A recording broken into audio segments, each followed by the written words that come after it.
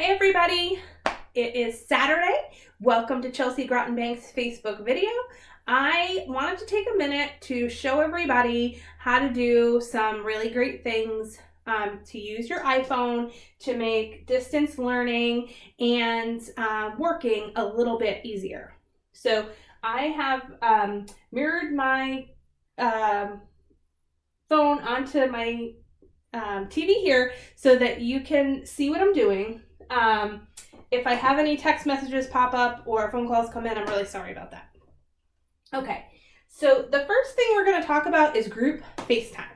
So it's really hard being away from people, being self-quarantining ourselves, to have meaningful conversations via email or text. Sometimes it's so much easier to do something face-to-face. It gets done a whole lot faster.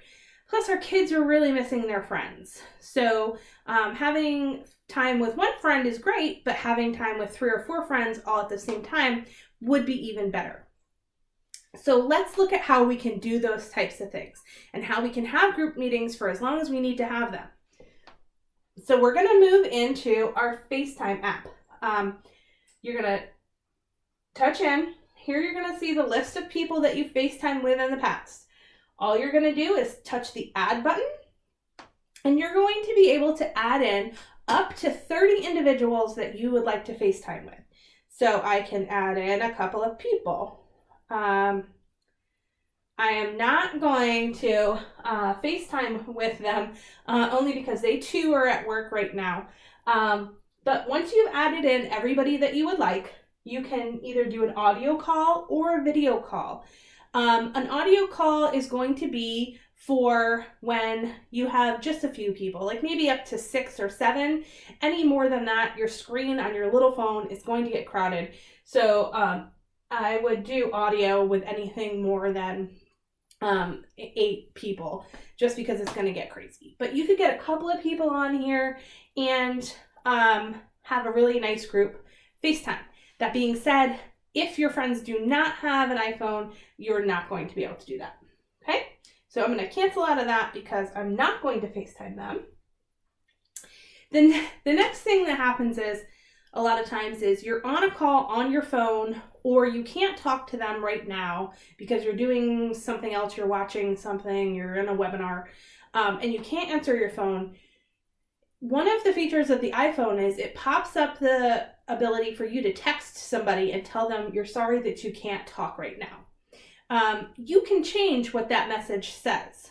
So they come pretty standard, and you may have seen them pop up with things like, sorry, I can't talk right now, I'm on my way, or can I call you later? But you can customize what they say. So if you go into your settings app, which is this gray gear-like one, and you scroll down, you're looking for your phone. So it's this green one right here. So you get into that, and you're going to scroll down, and you're looking for respond with text. So go into there. I have modified mine already. So you can say things like, yes, I approve. Please send me an email, or no, please email me more information. These are some really helpful things, so you don't have to get out of what you're doing to text them a message, or with the touch of a button, you've sent them everything that you need to know. Oftentimes, people are just looking for approval to be able to do something. Every business is different. If what you would say would be different, all you need to do is, there's a little X right there. It goes back to what it originally was, which says, sorry, I can't talk right now. And you can make it say whatever you would like, such as, please call me later. Okay, so whatever it is that you want to say. And then you can get right out of there. And the next time that you're on the phone and you receive a call and you can't talk, you can absolutely send one of those messages.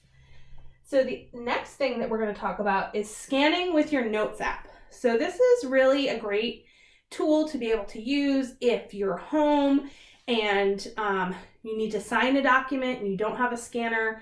You can print it off, but you don't have anywhere way to scan it back in after you signed it. Or if you need to scan your students' work to their teacher, this is a really great way to do that. So what you're going to do is open up your Notes app. Okay, so it's that yellow one. I'm going to get out of this. This is one that I've done before. So what you're going to do is come down here. It is a little square with a pencil in it, and that is create a new note. Okay. Once you're in here, you're going to want to select the camera. Okay. And it's going to give you some options. Do you want to scan documents, take a photo or video, or go to your photo library? You're going to want to scan some documents. Okay. So that's going to pop open your camera for you. So I'm going to go over my notes right here. I'm going to get there. I'm going to press the camera button. Okay. It's going to find the edges of your document for you when you're good with it. You could adjust it if you need to. Sorry, I'm trying to do it on the screen. But it does a really good job of finding edges. And so you can keep the scan or retake it. So if I keep the scan, it's going to ready me for if there's a second page, or I can save it. So I'm just going to go ahead and save it. And then you can see my handwritten notes right here. You can say done and just leave it in your notes if you don't want to do anything else with it and you need to come back to it later. Or you can touch this little button right here, the square with the arrow. And that's going to allow you to text it to somebody or email it to somebody. I also have the app Todoist, which is a time management app. And I could actually take my document and put it right into my Todoist. This comes in really handy if you have written notes on scraps of paper, or if you need to put a document in with something. So you can choose to mail it to somebody. So it pops up, who do you want to send it to, and it inserts it right for you. I'm going to delete that draft because I don't need to send that to anybody. Okay, so the next thing that we're going to talk about is how to sign something. So maybe you don't have the ability to print and you need to sign something and send it back to somebody. So you can do that right with your iPhone. So what you're going to do is open up your email and your document. So I have this sample contract right here. And so up here, there's an edit button. It's a pen with a circle around it. So I'm going to tap that. Actually, I'm going to find the page that I need to sign. And I'm going to tap that. Okay. And then down here, it gives me some pen tools. I could just select a pen and then I could just sign, right? Which is great. Or I can put a signature in. So what this does for me is it gives me the ability to sign.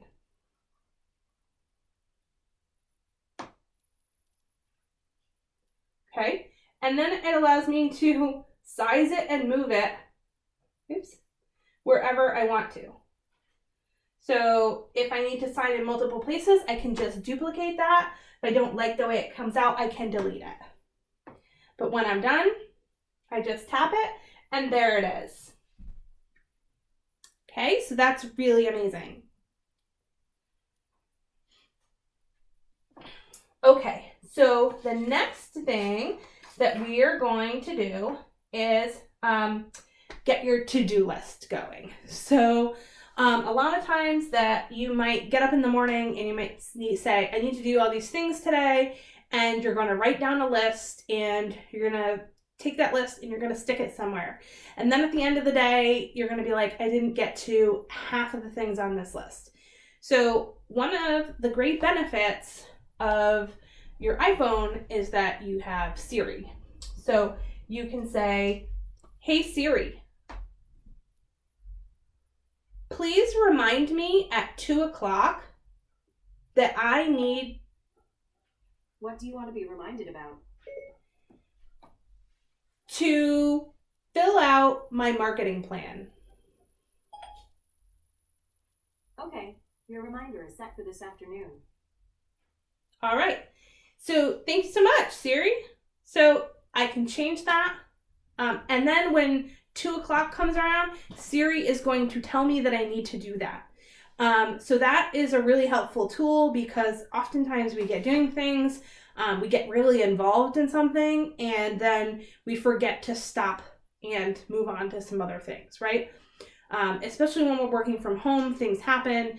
Somebody needs our attention, X, Y, and Z. If you set yourself a reminder that you're supposed to be on a conference call or that you're supposed to be sending somebody an email, that's a really great way to do that. Okay? And then you can organize yourself. So you can also use the Reminders app to do some sharing. You can make it for family sharing, so everybody that's on the same plan can get reminders. So you can say things like, "Hey Siri, remind Brendan's iPhone." Okay, added to reminders. The only thing about Siri is that sometimes she's done before you're done. But you could tell Siri to remind Brendan's iPhone that he needs to start his online Google Classroom at 1 o'clock. So that's a really good tool to keep your family engaged, especially if you are all sharing the same computer, so that you can set reminders about who's supposed to use the computer when. So that's all we have for you today. And then we will be putting these videos out here and being able to give you some helpful tips and tricks. If you have any helpful tips and tricks that you think are super helpful for your iPhone to be able to help you through working at home, we'd love to hear what they are. Please comment below, and we will see you next time. Have a great day.